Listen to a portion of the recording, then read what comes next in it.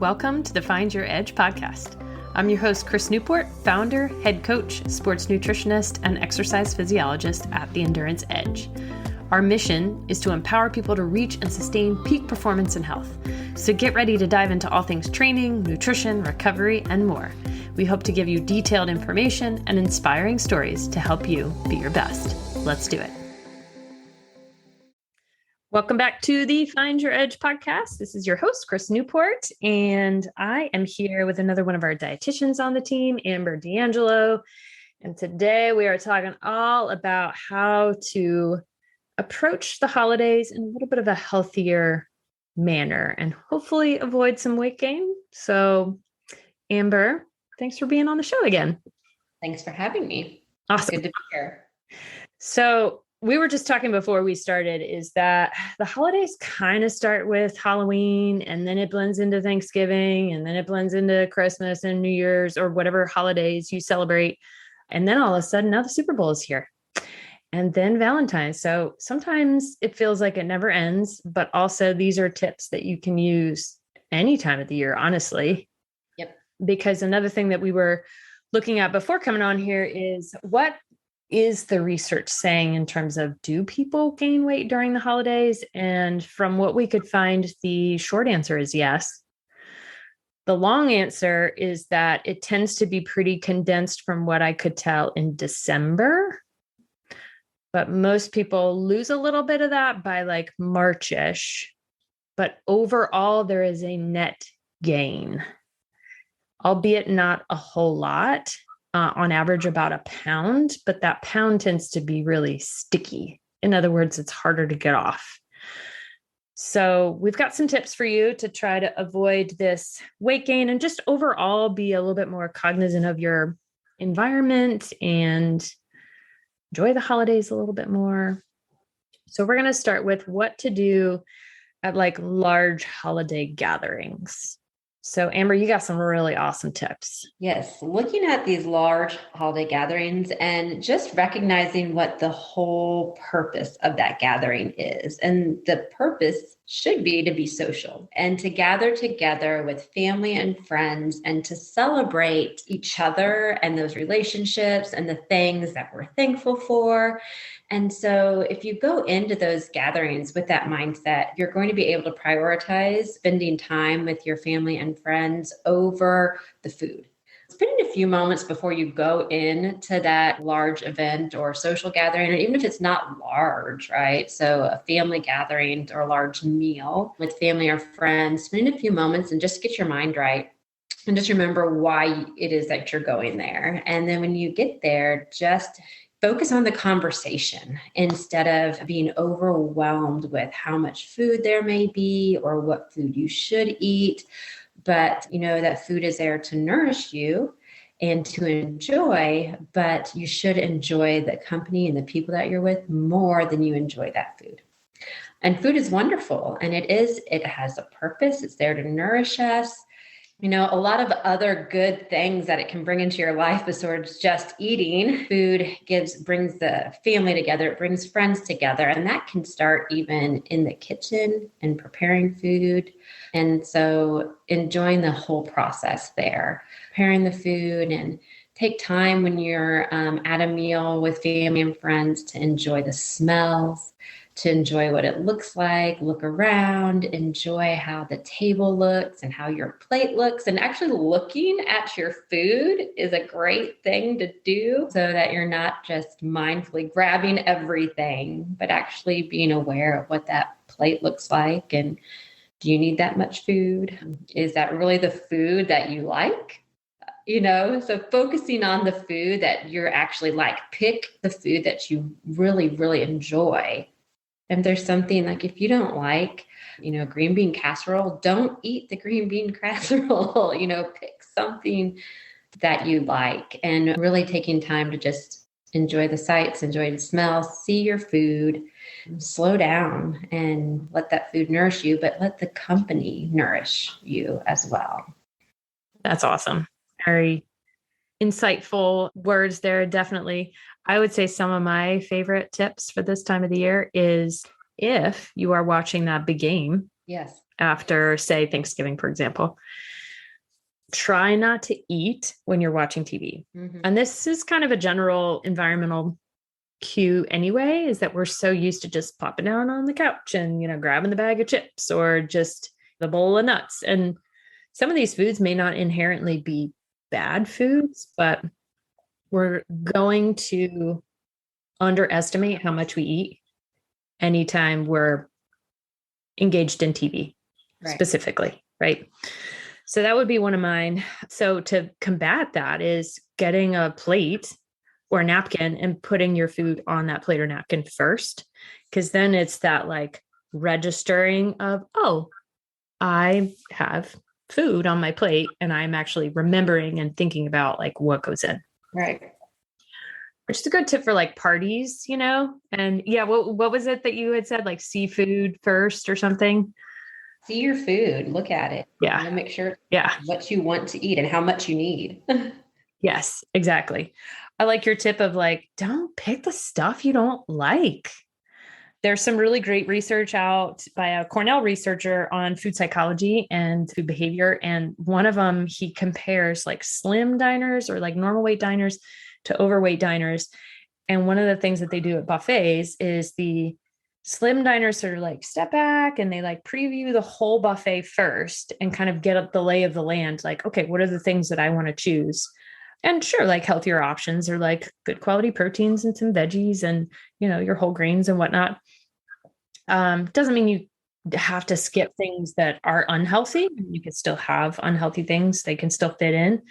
But the overweight diners would just go right to the line, grab their plate, and just take a little bit of everything, whether they liked it or not. So little things like that, like you may not even be realizing that you're doing, are things that now the thought is in your brain. The next time you go to a buffet or the next time you go to a party or a large holiday gathering, like step back, think about what are all the options are and choose what you like. Because I know if anything has marshmallows on it, that's a big no for me. But like, I'm always going to have a slice of pie. I'm always going to have if it has chocolate, yes, please. So, but like the green bean casserole, I was like, I'm not a green bean casserole kind of gal. Doesn't do it for me. So, but like hook me up with some roasted Brussels sprouts or yeah. So definitely doing that. Also, like, don't meal skip. Oh, yes. Right. So like our family this year is meeting for Thanksgiving at like 3 or 4 o'clock in the afternoon, which might be like a time when I'm doing like a snack. So I might snack a little earlier or maybe have a little bit of a later lunch so that I'm not, because if I skip lunch, by the time we get to 3 or 4 o'clock, I'm eating all the pie. Right. Like it's not good. And then if you can, I know there's a lot of, it's a little bit less, it's certainly not in my control because I'm going to somebody's house for Thanksgiving in particular this year. I can't control the size of the plates and bowls and cups. Right. But knowing that the bigger the plate you have, the more food you will put on it. That is just how it is. Yep. We're going to fill it up. Whether you have a master's in nutrition or not, or if you're 10 years old, like it doesn't matter. So, if you pick up that plate and it's ideal is like a 9-inch dinner plate, we start to getting into like the 10, 11-inch, and then we have that beautiful charger and all that other kind of stuff. So kind of visualizing the bigger the plate, like maybe draw yourself a little imaginary border of like, don't let your foods touch the edges so that you keep it. It's not, I don't know. That's some things just are not in your control and that's okay. Well, and also if you find yourself full, you filled that plate up, you sit down and you're like, wow, I got a lot of food, and you start eating, you don't have to finish everything on your plate. It's okay. Yes, Amber, you have to talk about, we're totally not going to throw him under the bus, but maybe we will a little bit. Your husband. And I think this just speaks to like culturally and also like family values and just how each one of us was raised. I was raised in a clean plate club. And so was my husband. Yeah. So tell us a little bit about your husband and how you like to leave some of your food and how does he handle that? So I don't know how many years ago it was. I just started a habit of leaving a little bit of food on my plate. I would always leave like that last bite just to get into the habit of and mentally knowing that I don't ever have to finish my plate. It would drive my husband nuts because he thinks we are not done. Do you not like it? What's the matter? Why is there still food on your plate? Sidebar, your husband is a chef. So He this is is. like his thing, right? Yeah. And he loves food. And we eat very healthy and we eat very portion controlled, but even just leaving that little bite has translated into so I can go to a restaurant and I don't feel like I have to clean that whole plate when I'm no longer in control. It's just something natural for me to not clean my plate. But yeah, if there's food left, my husband likes to reach over and finish it. So it will be clean, maybe just not by me. But, we can always leave a little bit of food and you don't even have to waste that food. You can put it away for later. If you find that your plate is just too much after you go through the Thanksgiving, or if you too big of a serving size, save it for later, wrap it up, put it in the fridge. And that's another leads into something else. If there's always tends to be a food pusher, at every gathering, We call them the nutritional gatekeepers. Oh, yes. But you can call them a food pusher too. That's why I remember lots of food pushers over the years, just wanting you to, they've put a lot of time and love into making these foods and they want you to experience it and try it, and don't eat because you feel guilty not eating someone's food. It is okay to say, I would love to try that, or I did really enjoy it, but I'm full. Is it okay if I take some of that home and have it for dinner or have it tomorrow? Even if it's dessert time and you're not quite ready for dessert yet, you're still full. I know that pumpkin pie looks delicious, but I can't, I don't have room for it right now. Can I take a slice home and enjoy later? So it's okay to do that. That's an awesome tip. I love that. And you're satisfying everyone. That's a win-win situation, I feel like. Mm-hmm. Yeah, so, I think so too. All right. So we got some sort of large holiday meals. Now another topic, alcohol. Yes. There tends to be a little bit more involved in the holidays. So what would be some of your tips on how to manage our alcohol intake? Because alcohol is just easy calories, honestly. And some of us detoxify better than others. And that's a lot of, genetic. Some of us are smaller or larger than others. So what are some of your main tips for alcohol consumption during the holidays? Well, it does add up pretty quickly, our caloric intake, but also after you've had one or two, food starts to taste better. You kind of lose all that mental preparation we talked about. You lose all that after a glass or two of wine or whatever you choose to drink. And so I like to have a glass, or tell my people to have a glass and then have a big glass of water before you go and fill up again. And just always do that, have a big glass of water. And you might find, hey, I don't need another glass now. It might just be, you might be drinking because everyone around you has a drink in their hand. And so you can switch to something else, or, have some non-alcoholic, like a spritzer, or just like a carbonated water, something to have instead of alcohol. And it's okay to use a small glass too. We talked about using a smaller plate. So small glass, so you don't have as big of a pour, and that's fine. Small glass, have water in between. Yeah. Great tip there. Cause as you're saying, like the glasses, like there's something just so fabulously sexy about the big red wine glasses in my mind. Like I love, just like feels neat to hold this lovely big wine glass, but a 5-ounce pour is wimpy in that glass, honestly. So, there can be like smaller glasses to choose, or like you had mentioned, and I know there might be a few people who will gasp at this, but you can leave some in your glass. Yes. You don't have to drink it all. I'll especially do that if somebody's like, oh, you got to try this. This is really great. And then I'll take a sip and I'm like, that is not my favorite. And I don't want to drink anymore. And you don't have to drink. Yep. There you go. So, and there are some great mocktails out there now. There's some great non-alcoholic beers. You can trick a lot of people if your intention is to trick. It may not be. And because honestly, a lot of people are not even going to notice. But like a tonic or a seltzer with like a lime slice on it, nobody's going to know there's not alcohol in that. I like kombucha. Oh, yeah. Kombucha is so fun. And it's like bubbly. And yeah, that's a good one. So Pretty glass too. So. Pretty glass. Yes, I love that. Because I know we were chatting before we got on this, like, it's a matter of, is it worth it, whether it be pie or alcohol or whatever, for what your health related intentions or goals are? And I can't answer that for other people. Right. It's individual. For sure. Yep.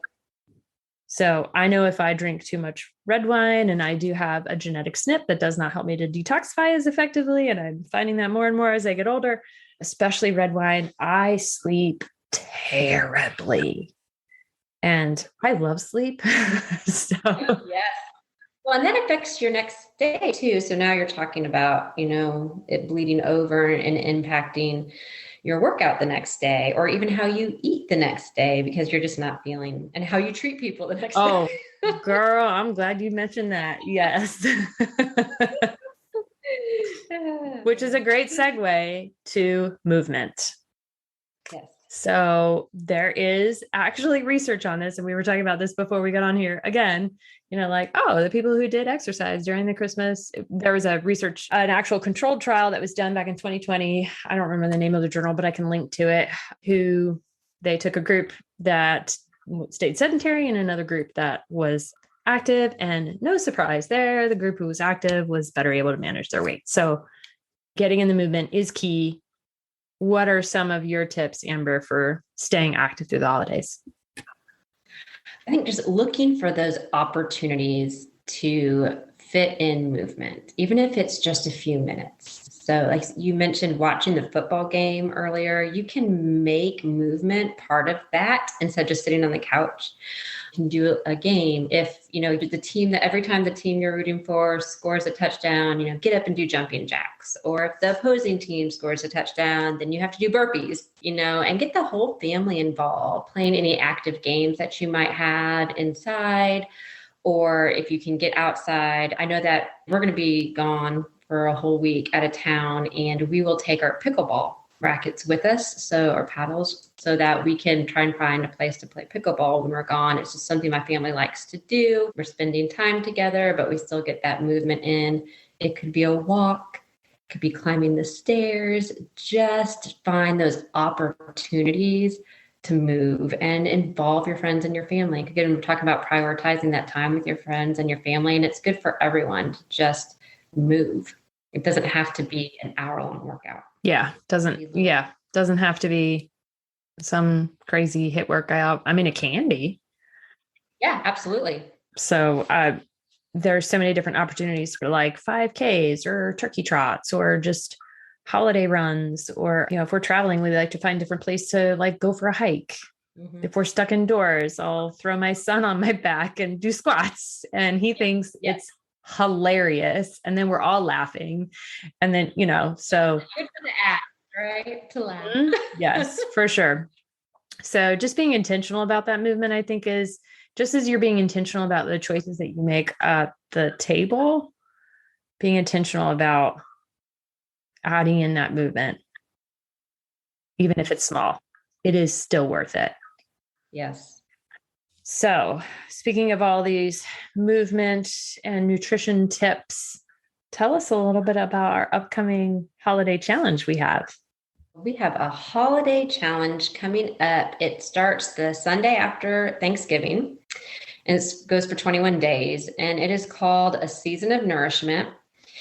And Season of Nourishment, 21 days of nourishing gifts. And it is all about some self-care gifts and focusing on adding in a gift or it's a challenge, but these challenges are not going to ask you to cut anything out or to take anything away, but it's all about adding in something that could become a healthy habit.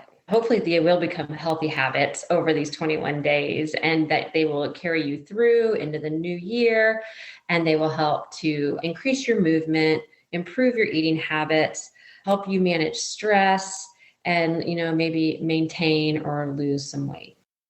They're very simple habits, but sometimes things we don't think about. And each day there will be 3 different challenges or gifts to choose from. There will be a nutrition gift and a movement gift and a mind or spirit gift. And for an example of that would be, the nutrition gift might be fill half your plate with fruits and vegetables today, or add vegetables to your breakfast today. So just totally doable, but really good habits to build into your daily life. It would be some of the movement we've already talked about. Climb the stairs today for a few minutes, or go for a walk after lunch, or start your morning with a walk. So even if you have a daily exercise routine, this is just adding in a little extra movement so we can build that active lifestyle. And then the spirit or mind or spirit gift might be to volunteer in your community, or to make somebody a homemade gift, or to go to bed. Go to bed, get 8 hours of sleep tonight, read a book. Those are some of the challenges that'll be in there. And you can do all 3 of them every day, or you don't have to. It's a very flexible challenge. There's modules that provide information, nutrition information, and there's some mobility videos that are going to be available in the modules, and just information to help you accomplish these goals. There'll also be a group chat function available, and so we can get on there and talk to each other and encourage one another and share what everyone is doing to accomplish these challenges. And hopefully we will feel very nourished and encouraged during those 21 days. Awesome. Yeah, I think the chat feature is nice, especially when it's like, oh no, panic, I'm going to grandma's house and she just told me X, Y, and Z, or, what do I do? Yes. Amber is going to be part of that program, offering support, which is pretty cool that this is going to be managed by you. So, and I know that you've really poured your heart and soul into it, and it's a fabulous program. So I hope everybody's able to sign up, and you guys can sign up at theenduranceedge.com. So head to our website. Similarly, if you register, as soon as possible, you can get our 25-page healthy holiday recipe book, which, as we were talking about alcohol, it's got mocktail recipes. It's got turkey recipes. It's got protein bite recipes. It's got kind of a little bit of everything. Every recipe has a really nice picture with it, and all the nutrition facts broken down, and different options for different dietary needs. I think this is going to be a nice change from something like, I don't know, a plank challenge, or like you had mentioned, give up alcohol for, I don't know, this is not dry December. Or cut out all the sugar. Yes. Yeah. Cut out all the sugar. Yeah. I mean, this is not that. About adding all the good things in. Exactly. Very cool. Those protein balls and bar recipes that are included in that recipe book would be great to incorporate into your holiday baking this year for a little healthy. Yeah, a little something different. And which also reminds me, tell your family, hey, I have this new fantastic that. I think there's a couple of Brussels sprouts recipes in there, because again, I like Brussels sprouts, and I used to hate them as a kid, by the way. There's one for a salad with cranberries. It's a really festive and holiday it's nice when you can offer to bring something. Mm-hmm. I have this really great recipe that I want to try. Is it okay if I bring it? Then you can control what goes into it. Right. And know that you're bringing something healthy, especially, it's great, especially if you have food allergies or very specific sensitivities that you want to accommodate yourself. Right. And also have everybody else try something new and different. Yeah. Cool. All right. So let's wrap it up with our top sort of 2 or 3 tips. What are some of the things that you want to make sure people go away with this holiday? So the top tip is just going all the way back to being social and preparing mentally when you go into a party or in a gathering, that you're there to enjoy the company of your friends and family, and to prioritize that family and friends over eating, and keep that the focus.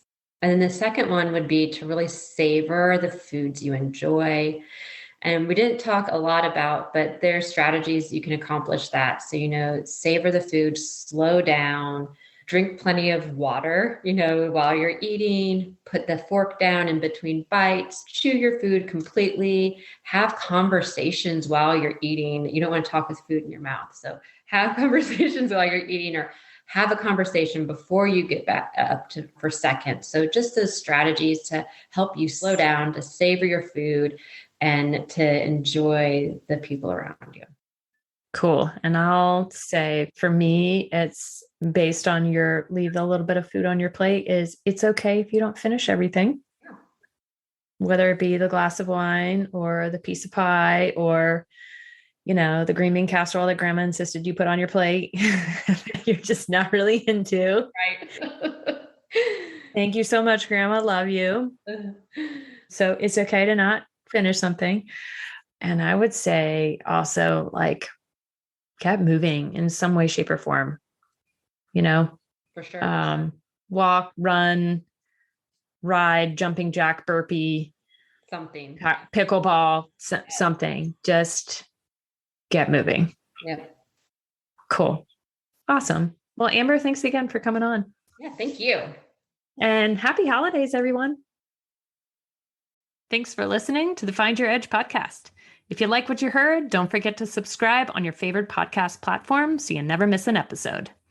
And if you're interested in learning more about our endurance coaching, sports and wellness nutrition, metabolic and sweat testing, triathlon training team, or our triathlon training library, be sure to check us out at theenduranceedge.com. And don't forget to follow us on social media at The Endurance Edge. Thanks again, and we'll catch you next time.